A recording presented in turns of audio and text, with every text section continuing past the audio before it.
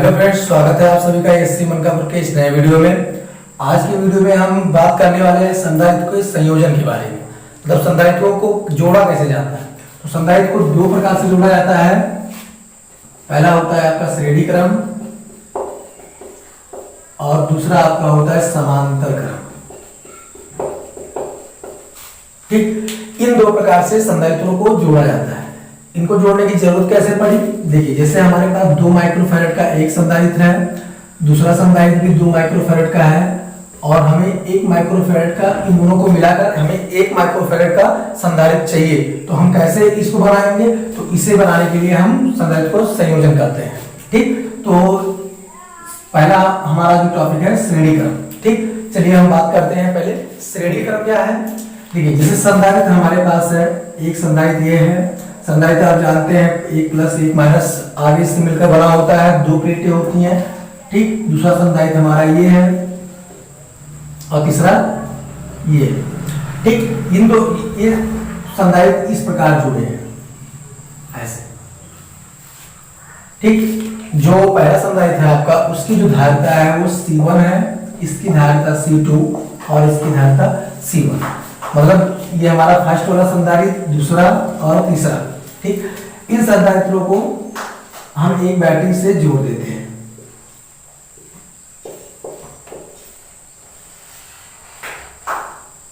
इन संधारित्रों को हम एक बैटरी से जोड़ देते हैं। ठीक, ये प्लस है, ये माइनस है, ये विभव उत्पन्न कर रहा है V का। ठीक, 3 संधारित्र हैं। देखिए जब पहले संधारित्र की दूसरी प्लेट, ये संधारित्र है, ये पहला प्लेट हो गया, ये दूसरी प्लेट हो गई। ठीक, तो जब पहले संधारित्र की दूसरी प्लेट दूसरे संधारित्र के पहले प्लेट से, पहले संधारित्र की दूसरी प्लेट दूसरे संधारित्र के पहले प्लेट से और दूसरे संधारित्र की दूसरी प्लेट तीसरे संधारित्र की पहली प्लेट से इस क्रम में जुड़ा होता है, तो ऐसे क्रम को हम कहते हैं श्रेणी क्रम। ठीक, क्लियर। देखिए अब बात करते हैं, ये 3 सब प्रकार के संधारित्र हैं। ठीक, अब जब बैटरी लगी है तो कुछ आवेश भी उत्पन्न होगा। आवेश उत्पन्न होगा, मतलब मान लीजिए हम इस बैटरी द्वारा Q आवेश उत्पन्न हो रहा है।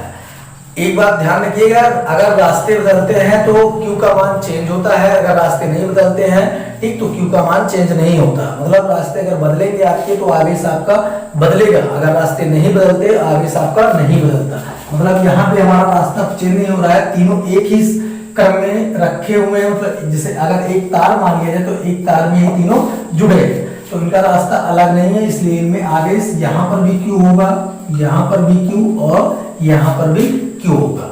ठीक, मतलब जो हमारा आवेश है वो हमारा नियत रहेगा।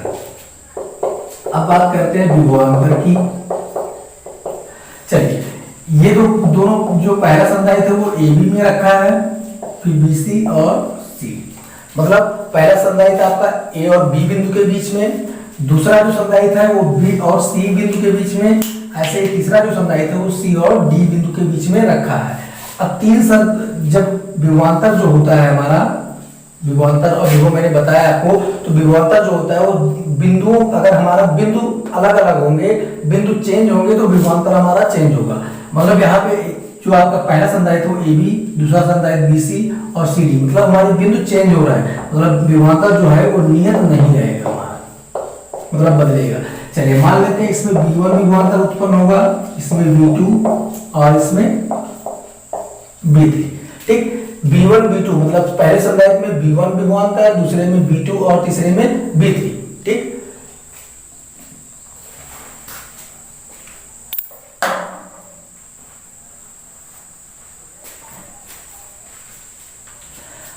अब विभवान आवेश हमारा Q नियत है, विभवांतर हमारा नियत नहीं है। अब बात करते हैं पहले संधारित्र के लिए। प्रथम संधारित्र के लिए अगर मैं B1 की बात करूं, B1 तो हमारा Q तो नियत है, बराबर है, Q समीप में वही रहेगा, धारिता इसकी C1 है। ऐसे सेकंड के लिए बात करूं, सेकंड संधारित्र का,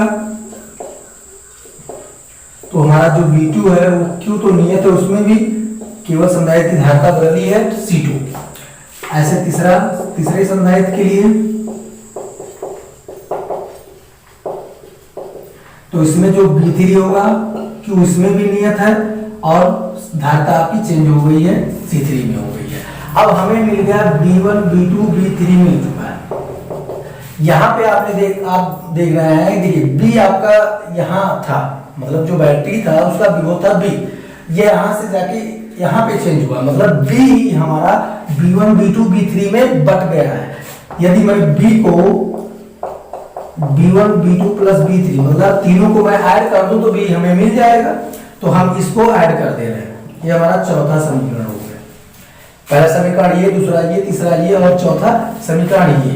ठीक, अब देखिए अगर हम इस पूरे परिपथ के तुल्य की बात करें, मतलब तुल्य का मतलब होता है कि जैसे कोई काम 5 लड़के करते हैं और वही काम अगर एक बच्चा करता है तो उस बच्चे को ठीक उन 5 का क्या कहा जाएगा, तुल्य कहा जाएगा।